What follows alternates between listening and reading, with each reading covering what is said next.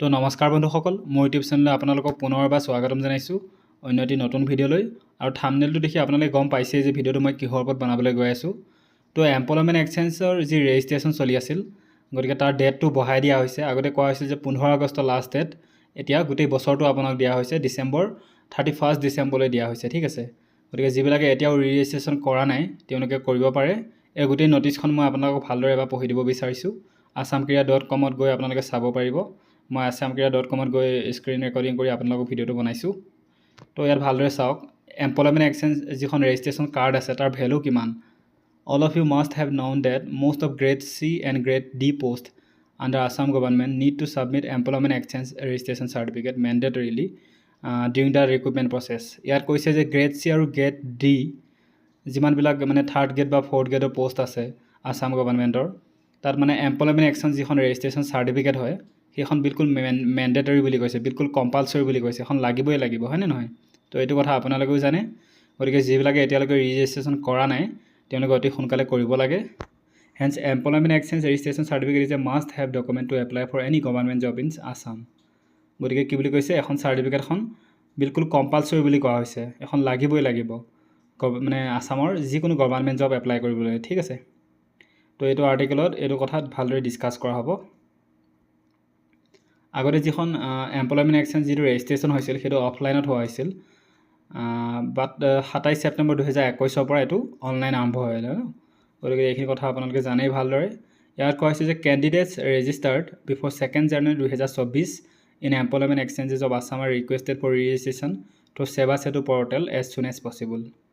তো এইটোৰ ওপৰত মই অলৰেডি 2-3টা ভিডিঅ' বনাই থৈ গৈছোঁ আপোনালোকক, যে যিবিলাকে 2 জানুৱাৰী 2024 তাৰ আগতে যিবিলাকে ৰেজিষ্ট্ৰেশ্যন কৰিছিল তেওঁলোকে পুনৰ ৰেজিষ্ট্ৰেশ্যন কৰিব লাগিব। ঠিক আছে, এমপ্লয়মেণ্ট এক্সচেঞ্জ যিখন ৰেজিষ্ট্ৰেশ্যন আপোনাৰ চাৰ্টিফিকেট আছিল আগৰ, যিবিলাকে 2024 2 জানুৱাৰীৰ আগতে ৰেজিষ্ট্ৰেশ্যন কৰিছিল তেওঁলোকে কৰিব লাগিব। যিবিলাকে 2 জানুৱাৰীৰ পিছত কৰিছিল তেওঁলোকে কৰিবলৈ কোনো দৰকাৰ নাই, তেওঁলোকৰ আগৰ যিখন আছে সেইখনে ভেলিড বুলি মানা যাব। বা যিবিলাকে 2024 2 জানুৱাৰীৰ আগতে ৰেজিষ্ট্ৰেশ্যন কৰিছিল তেওঁলোকে পুনৰ ৰেজিষ্ট্ৰেশ্যন কৰিব লাগিব, নহ'লে আগৰখন ইনভেলিড বুলি মানা যাব।